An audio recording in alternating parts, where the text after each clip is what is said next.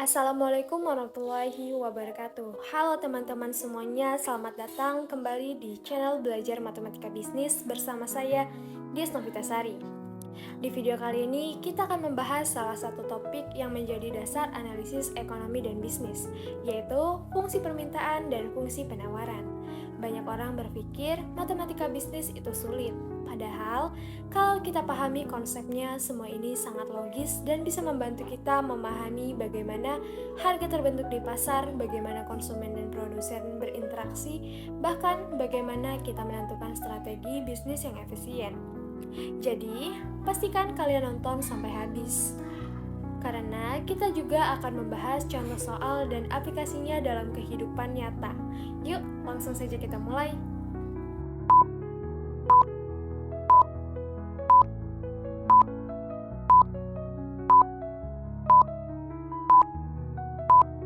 Nah, sebelum masuk ke fungsi permintaan dan penawaran, kita perlu memahami dulu apa itu fungsi dalam konteks matematika bisnis.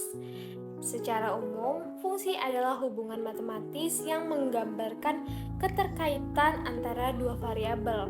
Misalnya, harga barang bisa bergantung pada jumlah produksi, atau pendapatan bergantung pada jumlah penjualan. Dalam bentuk matematis, fungsi ditulis seperti ini, yaitu Y sama dengan F atau X, di mana X adalah variabel bebas yang bisa kita ubah sesuka hati, dan Y adalah variabel terikat yang nilainya tergantung pada X. Contohnya yaitu P sama dengan 2Q plus 1. Di sini, harga P tergantung pada jumlah barang Q. Kalau jumlah barang bertambah, harga juga akan berubah sesuai pola fungsi ini. Nah, dalam sistem koordinat Kartesius, kita menempatkan variabel bebas di sumbu horizontal yaitu X dan variabel terikat di sumbu vertikal yaitu Y. Jadi, ketika kita menggambar fungsi, kita sebenarnya sedang memvisualisasikan hubungan antara dua hal, misalnya antara jumlah barang dan harga.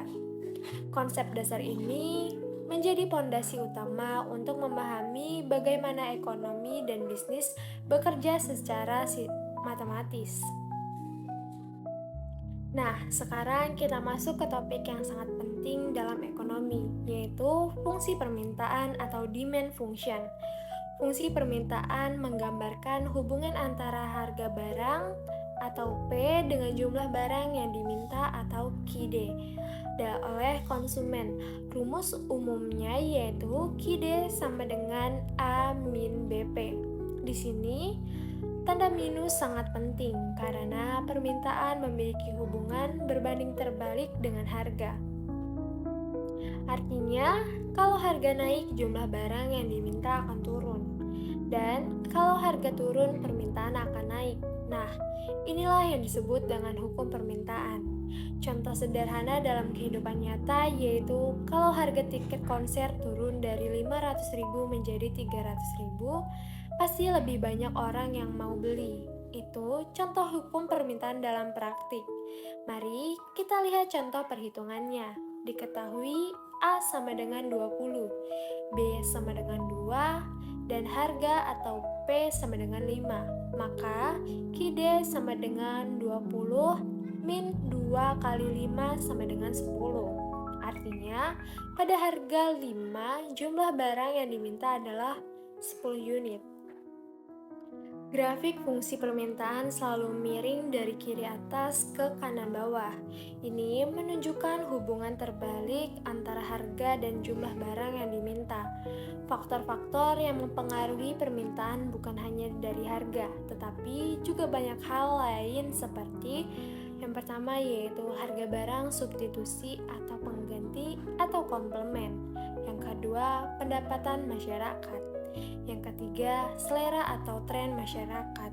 Yang keempat, distribusi pendapatan antar warga. Dan yang terakhir, perkiraan harga di masa depan. Misalnya, kalau masyarakat memperkirakan harga BBM akan naik bulan depan, maka permintaan BBM saat ini bisa meningkat karena orang akan membeli lebih dulu. Ada juga beberapa jenis permintaan. Yang pertama yaitu permintaan individu, yaitu permintaan dari satu konsumen. Dan yang kedua permintaan pasar, yaitu gabungan dari semua individu. Selanjutnya yaitu berdasarkan daya beli. Yang pertama, permintaan efektif. Adanya kemampuan dan kemauan untuk membeli sehingga terjadinya transaksi. Yang kedua yaitu permintaan potensial. Itu ada keinginan dan kemauan juga tetapi tidak terjadi transaksi. Dan yang terakhir, permintaan absolut. Keinginan yang belum tentu bisa diwujudkan. Yaitu ada kemauan tetapi tidak ada kemampuan untuk membelinya. Jadi, fungsi permintaan bukan sekadar angka, tetapi juga menggambarkan perilaku manusia dalam berbelanja dan mengambil keputusan ekonomi. Kalau tadi kita melihat dari sisi konsumen, sekarang kita lihat dari sisi produsen, yaitu fungsi penawaran atau supply function. Fungsi penawaran menggambarkan hubungan antara harga barang atau P dan jumlah barang yang ditawarkan atau QS oleh produsen. Rumusnya yaitu QS sama dengan A plus BP. Kali ini tandanya positif karena hubungan harga dan penawaran bersifat searah. Artinya, jika harga naik, produsen terdorong untuk memproduksi lebih banyak barang. Jika harga turun, mereka akan mengurangi jumlah produksi.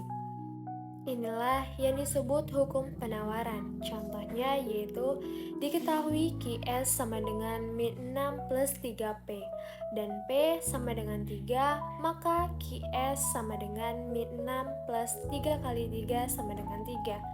Jadi, pada harga 3, jumlah barang yang ditawarkan adalah 3 unit. Grafik fungsi penawaran biasanya naik dari kiri bawah ke kanan atas, menunjukkan hubungan positif antara harga dan jumlah penawaran. Ada pula faktor-faktor yang mempengaruhi penawaran, antara lain yang pertama yaitu harga barang itu sendiri. Yang kedua, biaya produksi. Kalau biaya naik, produsen bisa menurunkan jumlah produksi. Yang ketiga yaitu teknologi, yaitu kemajuan teknologi membuat produksi lebih efisien. Yang keempat, pajak dan subsidi. Yang kelima, perkiraan harga di masa depan. Yang keenam, kebijakan pemerintah. Dan yang terakhir yaitu situasi politik dan cuaca. Dalam praktik bisnis, produsen menggunakan fungsi penawaran untuk menganalisis seberapa banyak barang yang sebaiknya mereka produksi pada harga tertentu agar tetap menguntungkan.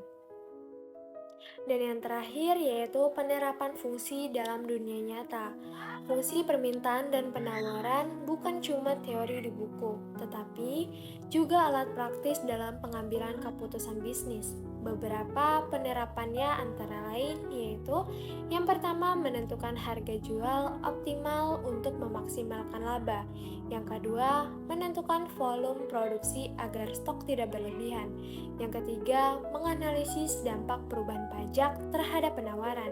Dan yang terakhir yaitu membuat strategi promosi dengan menurunkan harga untuk meningkatkan permintaan. Contohnya yaitu perusahaan makanan cepat saji bisa memperkirakan permintaan berdasarkan harga menu, lalu menentukan berapa banyak bahan yang perlu disiapkan agar tidak rugi karena kelebihan produksi. Jadi, fungsi-fungsi ini sebenarnya membantu kita memprediksi perilaku pasar dan membuat keputusan yang lebih cerdas. Nah, teman-teman, itu dia pembahasan lengkap tentang fungsi permintaan dan fungsi penawaran dalam matematika bisnis. Semoga setelah menonton video ini, kalian bisa lebih mudah memahami bagaimana angka-angka ini bekerja dalam dunia ekonomi. Kalau kalian merasa video ini bermanfaat, jangan lupa klik like, tekan subscribe, dan nyalakan lonceng notifikasinya, supaya nggak ketinggalan materi menarik lainnya. Tulis juga di kolom komentar kalau kalian ingin aku bahas topik lain seperti fungsi biaya, laba maksimum, atau elastisitas permintaan. Terima kasih telah menonton dan sampai jumpa di video selanjutnya. Wassalamualaikum warahmatullahi wabarakatuh. Bye-bye semua.